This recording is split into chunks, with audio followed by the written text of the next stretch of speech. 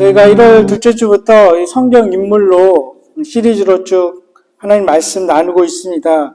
다음 주가 마지막 주이고요. 이사야 선지자 이사야서를 가지고 말씀 나누겠습니다. 그리고 그 후에는 종료주일, 그 후에 부활주일 설교를 하고 그 후에는 이제 로마서를 가지고 여름까지 함께 말씀을 나누려고 합니다. 참고하시기 바랍니다.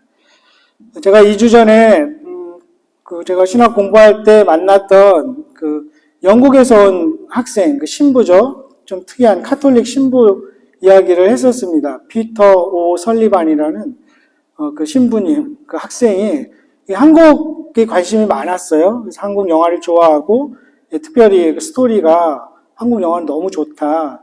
그 이야기를 했었는데 그 친구가 전에 한번 저한테 와서 이거를 물어보더라고요.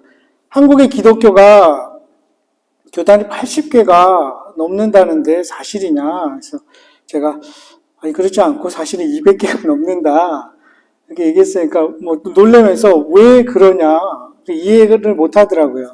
물론 그렇게 많은 것을 부정적인 의미로 서로 얘기하는 것은 아닙니다. 하지만 한 번쯤 생각해 볼 필요는 있을 것 같아요. 왜 그렇게 많을까? 비단 기독교뿐만은 아닐 겁니다. 카톨릭 내에서도 교황 직속 신학 라인이 있습니다. 그리고 예수회 쪽을 따르는 것이 있고, 프란치스코를 따르는 그런 라인들, 학파들이 실제 있습니다. 그리고 그런 교단뿐만 아니라 신학을 놓고 보더라도 스펙트럼이 참 다양하죠. 해방신학이 있고, 여성신학이 있고, 근본주의 신학이 있습니다. 그래서 각자 교리도 틀리고, 또 흑인신학이 있고, 그렇습니다. 또 왜 그럴까 한번 고민해 보면, 그 답을 바로 내놓을 수는 없지만, 그만큼 하나님이 크시다는 것을 알 수 있죠. 사람들의 영성의 색깔, 어떤 소위 말하는 케미, 이런 것을 한 번에 다 맞출 수 있는 그런 하나님이 아닌 것이죠. 또 하나님의 말씀을 놓고 볼 때 같은 본문이라도 배경이 틀리고 적용이 다 틀릴 것입니다. 복음이라는 단어만 놓고 봐도 200년 전에 북미에서 생활하던 그 흑인 노예들이 받아들이는 그 복음이라는 의미, 21세기 캐나다에서 이민자로서 살아가는 우리가 받아들이는 그 복음의 적용은 다 틀릴 것입니다.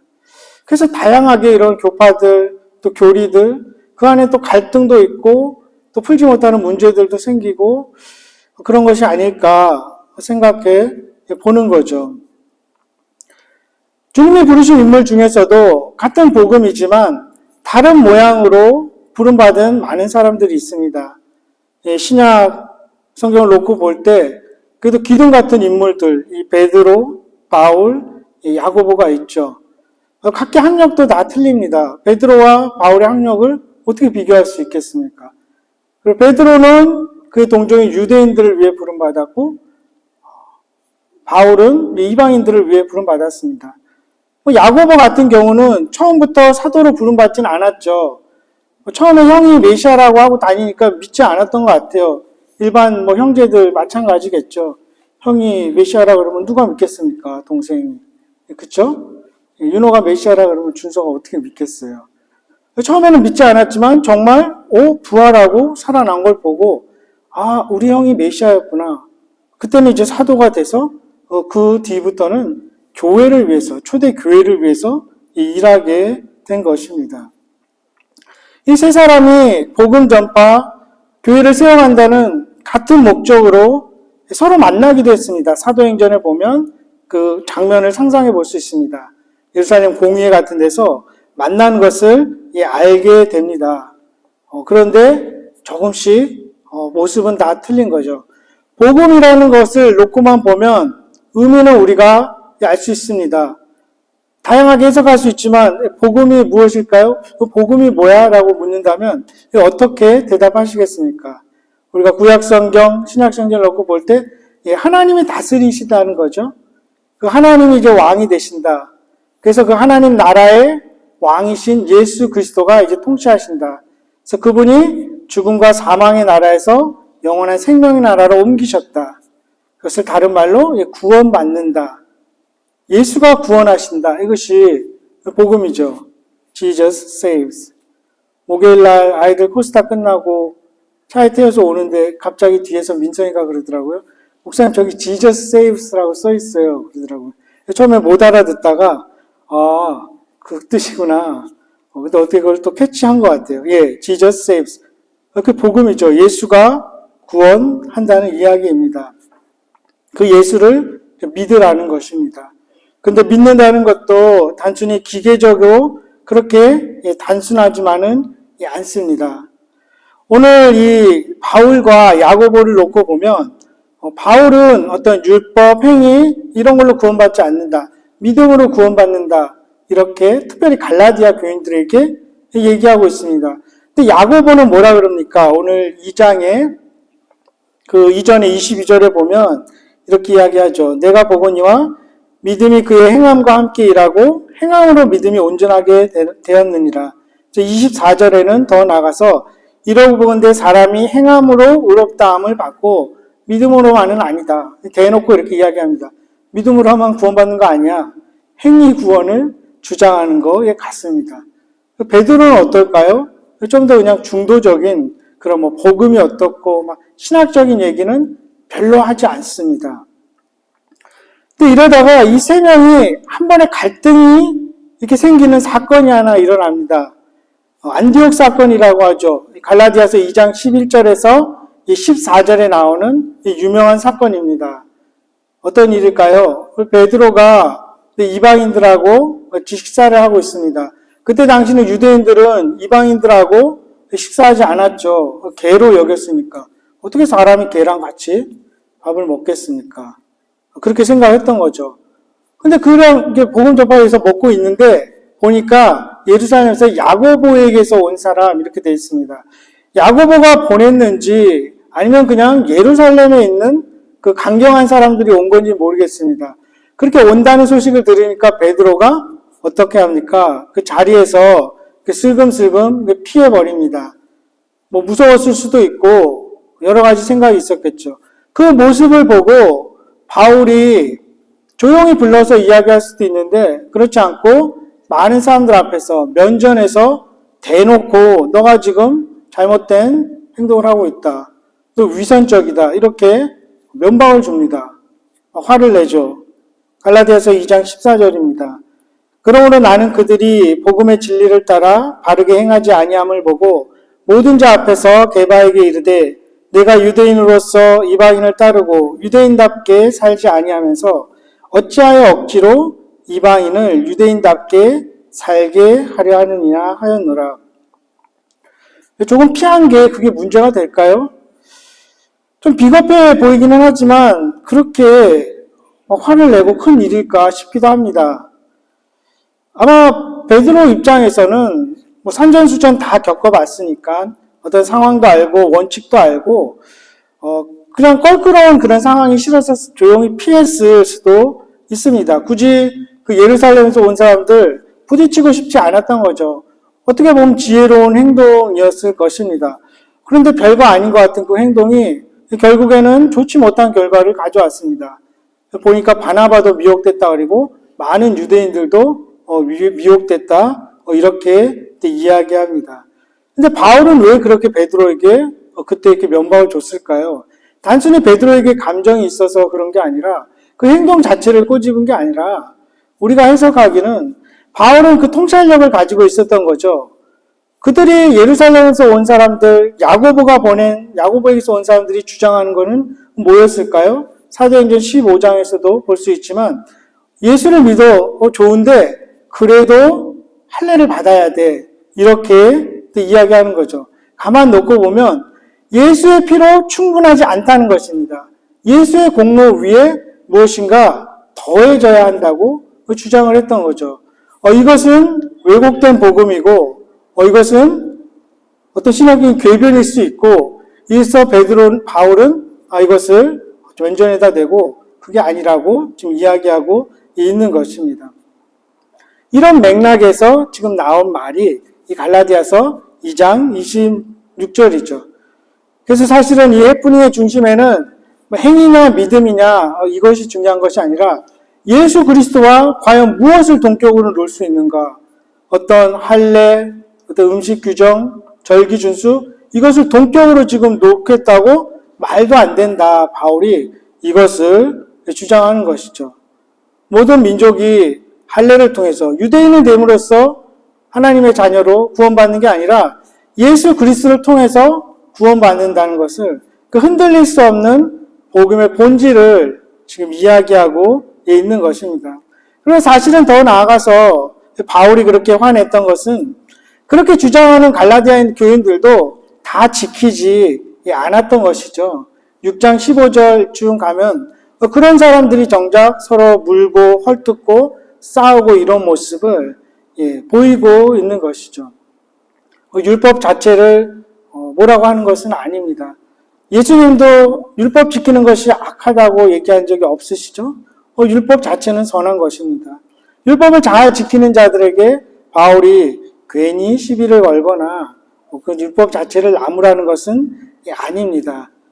안 지키면서 몇몇 가지만 주장하고 그것을 예수 그리스도의 공로와 동급으로 놓으려는 것을 간과하지 않았던 것이죠.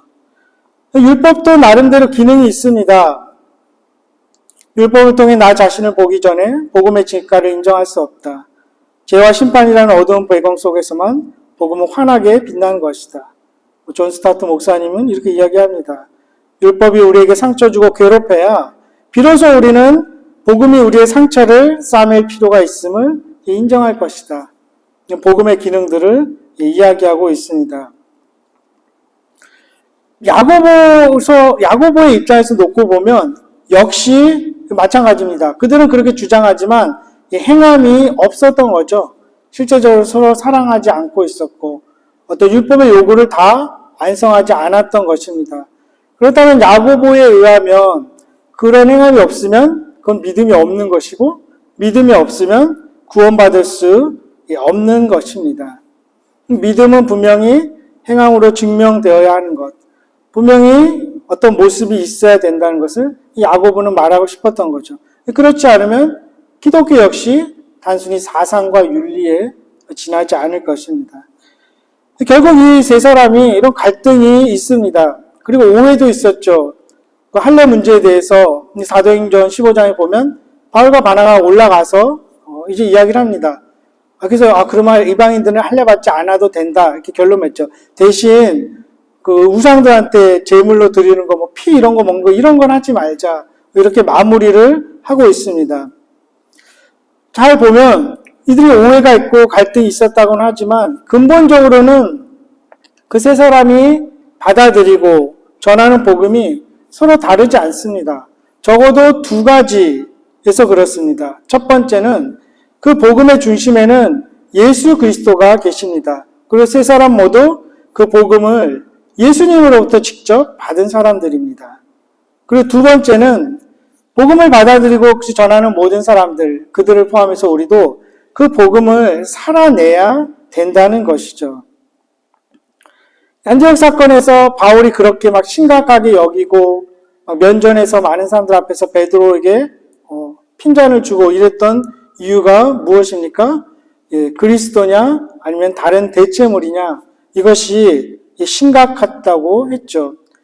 예수를 믿는데 할례를 꼭 받아야 되냐? 그렇지 않다는 것을 이야기하고 싶었던 것입니다. 예수 그리스도의 공로 외에 무엇을 더할 수가 없는 것입니다. 이것은 교회 안에 있는 사람들에게도 마찬가지고 교회 밖에 있는 사람에게 전하여진 복음에도 그렇습니다. 오직 예수를 통해서만 하나님께로 나아갈 수 있다. 예수를 통해서만 우리가 의로워지고 구원받을 수 있다는 것이죠. 요즘 뉴스에서 종종 나오는 그 사이비들 그리고 이단 같은 경우를 생각해 봅니다. 왜 그들이 우리가 악하다 그러고 우리가 받아들이기 힘든 것일까요? 결국에는 예수 그리스도의 공로 외에 다른 그 누군가가 또 있게 되죠. 다른 인물이나 어떤 다른 무엇인가가 더 더하여지게 됩니다. 그리고 그것이 더 중요하게 여겨집니다. 그것을 하나님이 보실 때 어떨까 싶은 것이죠.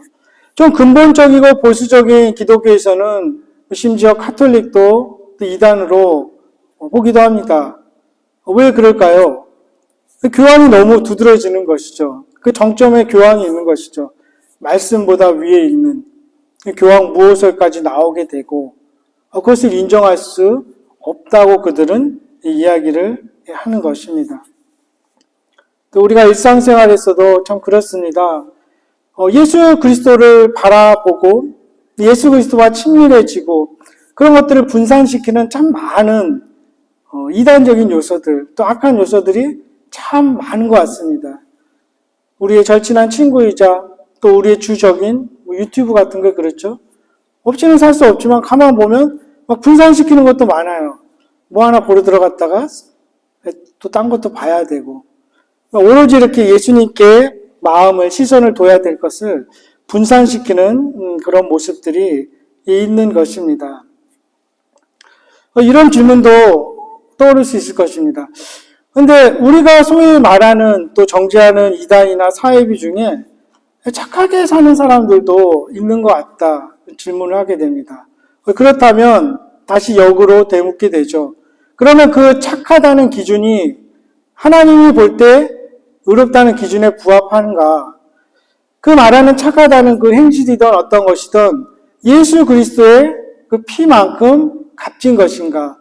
그것으로 동격으로 여겨지고 아니면 그것이 없이도 구원받을 수 있다는 이야기인가? 성경은 단호하게 그렇지 않다고 이야기를 합니다. 예수 그리스도가 어떻게 나를 위해 죽으시고 나의 죄가 얼마나 심각한지를 깊이 깨닫게 된다면 우리는 이전과는 다른 모습으로 계속 살아갈 것입니다.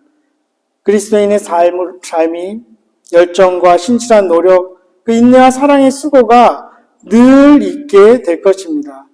그것이 믿음으로 말미암아 산다는 것이겠죠. 또 바울이 말하는 그 의롭다고 여겨지는 것도 사실은 어느 날, 몇 월, 며칠 날 딱 고정돼서 그냥 아무 일도 안 하는데 쭉 가는 것이 아니라 미래적인 유보 이런 의미가 있는 거죠. 하나님 앞에 갔을 때 그때 완성되고 우리가 심판대 앞에 섰을 때 예수 그리스도께서 변호해 주시고 완전히 청산해 주시는 그런 미래적인 유보의 의미를 사실은 담고 있습니다. 그래서 두 번째로 그들이 전하는 복음의 공통점은 그 복음을 살아내야 된다는 것입니다. 베드로전서, 베드로후서를 보면 큰 주제는 거룩하게 사는 것입니다. 그렇다면 그 거룩하게 사는 것은 어떠한 모습으로 나타납니까? 행위의 구체적인 모습으로 나타나는데 베드로가 이야기하는 것은 올바른 가정생활입니다.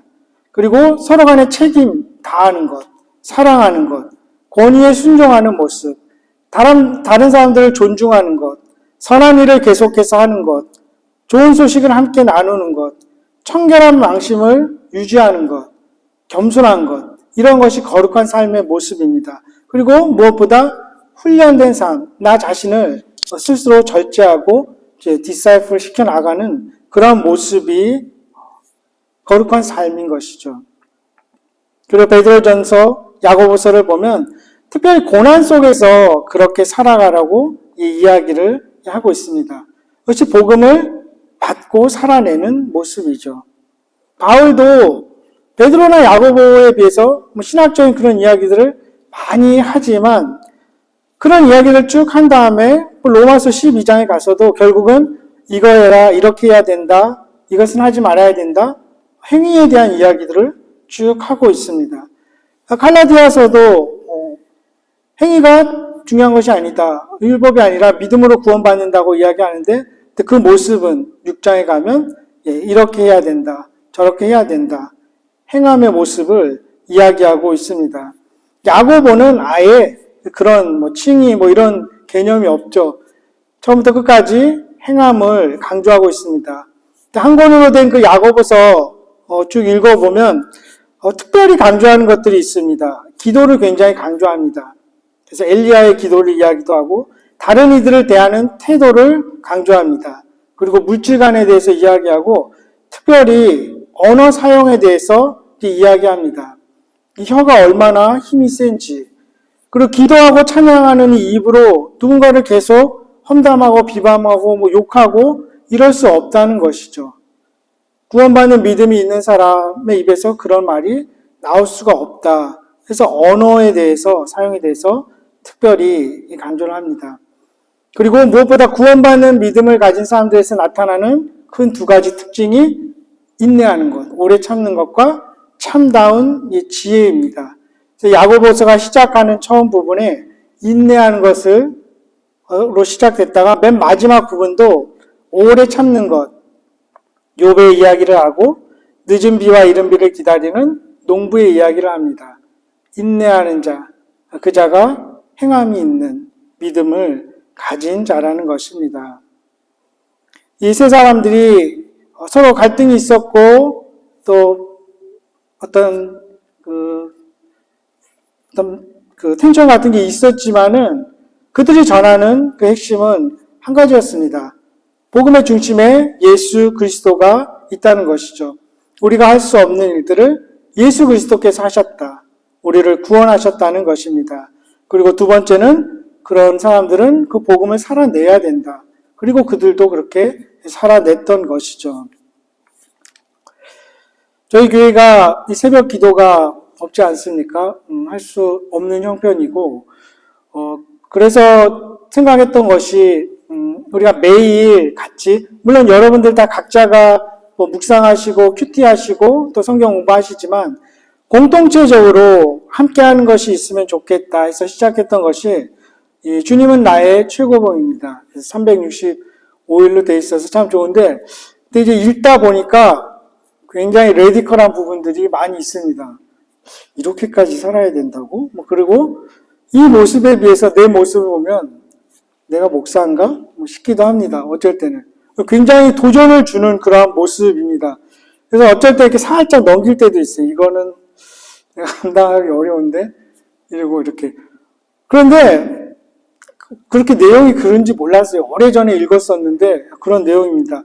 한편으로 어렵지만 이렇게 도전을 주실 때는 생각을 해봅니다. 과연 우리 교회가 이제 1주년을 맞이하는데 50년 후에 우리 교회의 모습이 어떨까? 여기 계신 분들이 기도로 눈물로 이렇게 또 씨를 뿌리고 견고하게 세워가는데 50년 후에는 아무도 없겠죠. 아마 거의 100살까지 사실 분도 있을지 모르겠지만 그러면 그때 또 없을 수도 혹시 있을까 싶기도 하지만 그때 사람들이 이 교회를 세운 우리들을 돌아볼 때 어떨까? 믿음의 선배들로 보면서 어떻게 생각할까? 그 목사를 보면서 어떻게 생각할까 싶은 거죠. 그러면서 한편으로는 어렵고 힘들지만 정말 복음을 살아내는 참 견고하고 진실한 그리스도인으로 또 교회 공동체로 복음을 살아내라는 그 도전을 받게 됩니다. 그리고 또 복음이 참 기쁜 소식일 수 있는 이유는 그것을 안 했다고 바로 버림받고 벌받고 구원 못 받는다는 것은 아닙니다. 한국의 그 박영선이라는 목사님의 표현을 빌리자면 괜찮으니까 한번 살아보라는 거죠. 그렇게 수많은 이렇게 해야 된다 저렇게 해야 된다 이것은 하지 말아야 된다는 그 얘기들이 그걸로 인해서 구원받는 게 아니라 괜찮으니까 너희 이미 예수의 공로로 구원을 받았으니까 이 땅에서 마음껏 그렇게 살아보라는 것이죠. 넘어져도 다시 일어나서 또 실패해도 괜찮으니까 마음껏 살아보다가 오라.